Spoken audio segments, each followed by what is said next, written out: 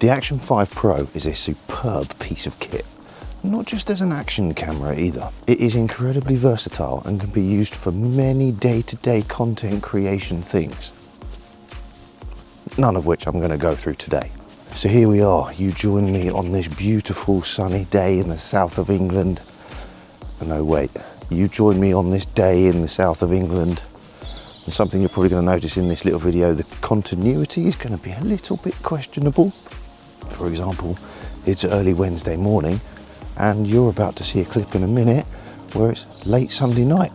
But there are some things with these action cameras, and this one in particular, that if you're not well versed in camera tech, like myself, but use them every day for your normal everyday work stuff, also like myself, that you may not know, but these things could absolutely help to streamline your content creation process, whatever that looks like.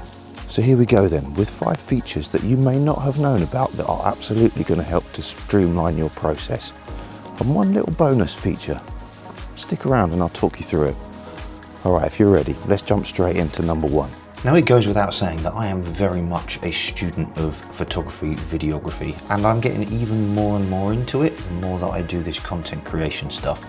Just shooting quick stuff out in the gym and not having to worry about it too much, not a problem, but I'm really starting to get into this here. But that being said, most of the time I don't need to make fancy adjustments for my day job, and the advancements in technology on these things means that you probably don't need to really. The average viewer through social media sites just isn't going to notice the difference.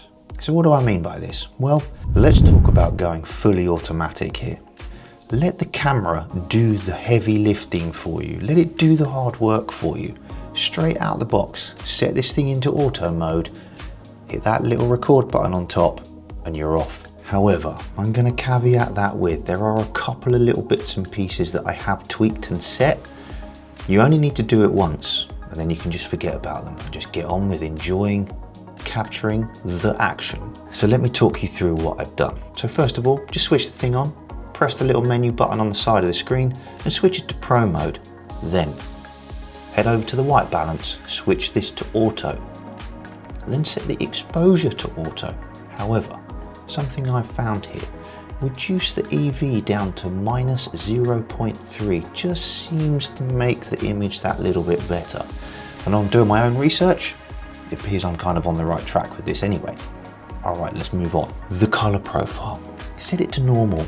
I mean, I'm going to go into some color profiles in a bit, you'll see that in a second, but just for the majority of it, if you just want to run and gun, hit that record button and go, just have it set to normal. You're not going to miss out on anything, I promise. And lastly, the image adjustment.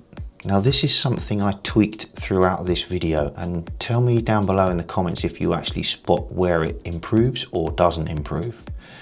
The sharpness, or texture as they call it on the Action 5 Pro. I don't know why they had to change the name. It's called sharpness on the Osmo Pocket 3, which I'm recording this bit on, but on here it's called texture. Anyway, set that down to -2 and also set the noise reduction down to -2. Once you've done that, you can just forget about it and crack on. The last thing I do, and you should, scroll up on the screen, choose 4K, go for 24 frames per second, unless you want to slow anything down. But for most of the time, 24 frames per second, perfect. Now I know I said right at the beginning that we need to go fully auto, and though technically not fully auto because we've made those small changes, but this is set and forget stuff. Do it once, don't worry about it from there onwards. So now when we switch the camera on and we hit that record button, it's doing the work for us. So now the camera is doing the heavy work for us. Sunny day, cloudy day, inside, outside. We don't need to worry, it's got it under control. And just to prove my point, everything you're seeing right now is shot using those settings. Okay, it's not actually on this camera, it's on the other one, but same setting rule here applies. Auto white balance, auto exposure, EV set down to -0.3, normal color profile, sharpness noise reduction set down to -2, 4K, 24 frames per second. Now I don't know about you, but I wouldn't have known any of that if I hadn't just told you. Tell me if you think otherwise. Does that image look different or manipulated? And the same goes on here. So let's jump to this camera and see how we go. So I'm hoping that you're now seeing some fairly decent colors and it's not too dark, because I'm walking along now and it is actually pretty dark. The light's starting to fade, but that's intentionally why I'm out. The sky's pretty flat and we're in normal color mode. So looking behind me, you can see that that sky up there is, well, there's no definition to it at all. I've got everything set to auto, which I actually think is the best way to do it, because let's be honest, how many of us are pro filmmakers, that kind of stuff? We just want to hit a button and go. So this is what it all looks like in the normal color mode. We will switch over to, this is now in the H-Log 10-bit. I can't see any difference. Hopefully you can on the screen. I'll only be able to see a difference in the edit. Let's flip you around so we look back up the road. So there we go, looking back up the road. On the screen it looks fairly bright. It's actually pretty dark. Okay, now let's flip over to, and this is the D-Log. This is the flat picture. Everything looks a bit greyed out, but we can color grade this afterwards. There's the 3 for you. You got me again in the D-Log on the little viewfinder thing that I'm looking at now. Nice and flat. Thankfully, DJI provide their own LUT for free that you can download, and I have, so we can color grade. So we can just color grade some pictures, because I don't know about you, I don't understand all that kind of stuff, and if somebody's done it for me and I don't have to pay for it and it looks good, let's use that, right? Because that's the way. Okay, so you may be wondering to yourself, Tim, why have you brought me down to the beach? Well, I live close to the beach and I like it here. Simple as that. But no, there is another reason for that.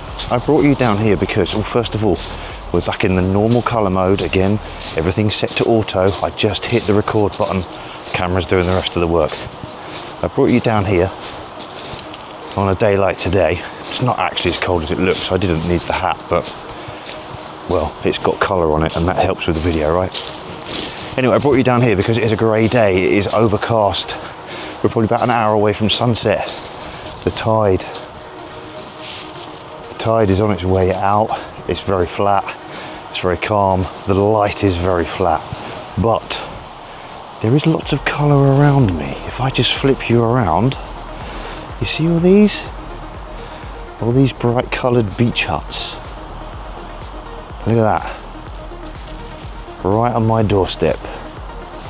Nice, quintessentially British beach hut setup. How good is that? All right, so now we need to do, now we've got some color, is let's see what these different color options look like on the screen. Are we ready? 3, 2, 1. We're back into the H-Log, 10-bit color. See all those colors up there?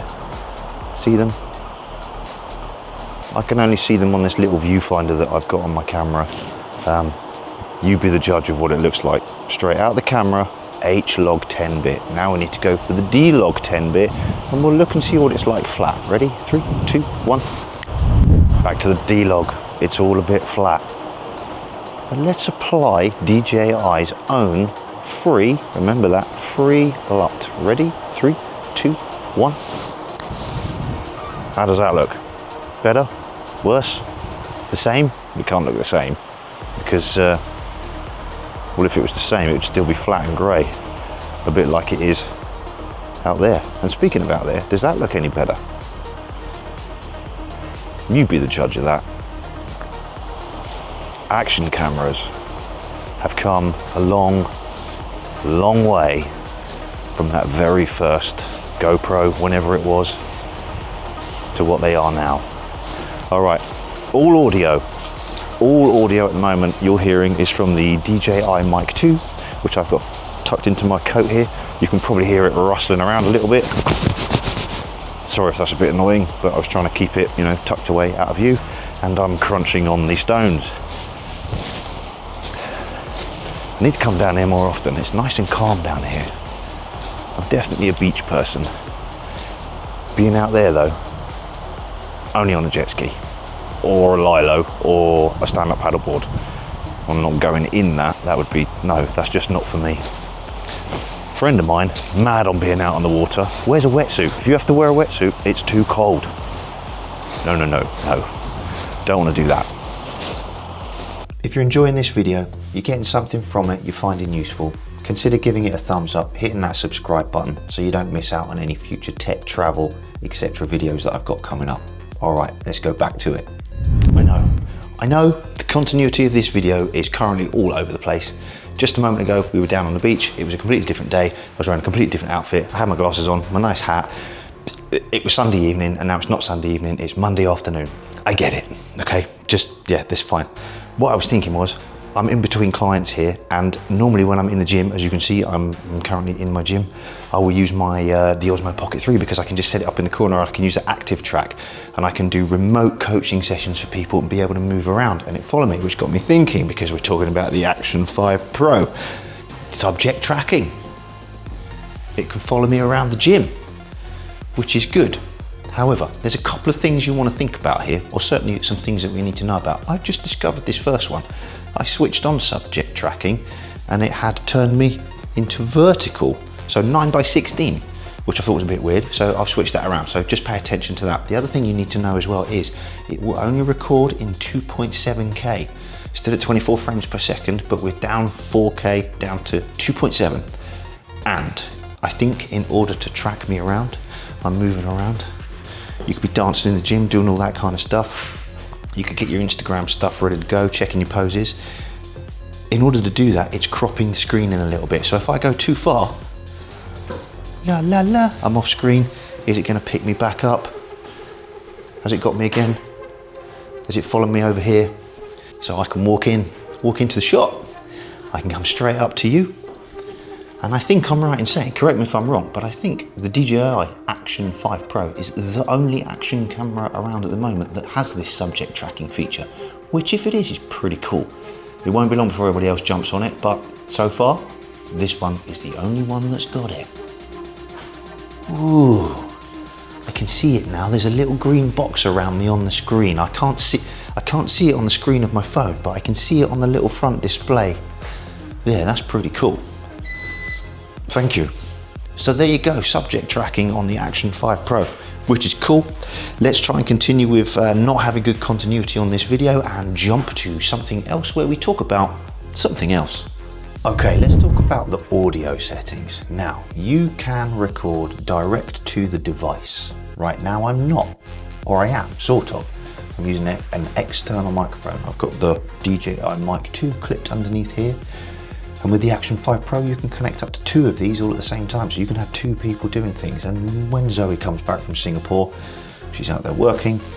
We're gonna try this because I wanna see how far apart we can get. Yeah, I wanna see how far apart we can get and whether it comes off and how we can use that moving forward. So we can record using this external microphone. I am also recording directly to this microphone and I'm gonna switch over to that now. This is the microphone direct, which to be fair shouldn't sound any different to what it did just a minute ago. The second thing we can do is record direct to the camera without the need for an external mic. It's got microphones built in to pick it up. So let's switch over to that, see what it sounds. Ready? 1, 2, 3. Built-in microphone, how does it sound? I'm talking as normally as I was. I've got my subject tracking on. Have you noticed that? I switched over cameras, I'm now onto subject tracking as well. So yeah, the built-in microphone seems to capture audio. Now I'm inside, obviously if I was outside I would always use an external, but there we go. So the takeaways from this audio side of things are, number 1, you can record direct to the camera. Number 2, you can record direct to the camera using an external microphone, and that external microphone could also be the DJI Mic 2, and you can have 2 of those wired up at the same time. Thirdly, you can record direct to the microphone and then sync the audio up to the camera. And lastly, if everything goes to pot with your external microphone, you can actually set the camera to record audio as a backup. So if this thing fails, I'm still picking up audio and hopefully I can rescue that clip, but that's more of a backup. Can you still see me moving around? This subject tracking through this little action camera is actually really, really good. I'm liking this. All right, here we go. There's a little bonus feature here that you may not know about. The Action 5 Pro, sorry, I'm turning into one of those people that keep saying the camera name every 3 seconds. The Action 5 Pro. The Action 5 Pro has built-in storage. You don't need an SD card to record your footage to it. How good is that? It has an internal storage capacity of 47 gigabytes. And I'm not being funny, that's more than enough. And with that amount of storage, there's no need to panic if 1, you've forgotten an SD card, you've left it at home, the internal stuff's gonna get you by. And 2, if you fill up your SD card you've still got the option of that extra little buffer zone. And the last thing we've got, and correct me if I'm wrong here, but I believe that this camera is the only one that currently does it, that is tracking for depth and also altitude. Now, why would you want these? Well, it's an action camera, so we should be doing sporty, actionable things, right? Diving, you're gonna wanna know how far down you've got, or if you're videoing things, you're gonna probably wanna know how deep you are when you're recording it. It will do that for you. Altitude, why would we need that? Well, perhaps you're parasailing, or paragliding, or base jumping, or wingsuiting, and you're filming it for that Instagram shot, so you can film it for all your friends to wonder at how amazing you are. And then there's things like skiing and snowboarding, etc. I'm definitely going to be using the altitude thing for that. I want to know how high I am. I want to know how much ascent I've done on a ski lift, and I want to know how much descent I've gone through on a run. So super handy, cracking little feature. So there you have it, 5 little things that you may not have known about for the DJI Action 5 Pro. I actually think this is a really good camera. I'm going to be using this a lot more. I'm going to be using this a lot more, so make sure you like and subscribe. Don't miss out on the future videos coming up about it. I'm going to put this thing to the test. I might even give it to my friend when he goes kite surfing. See what happens with that. As ever, thanks for watching. I'll see you in the next one.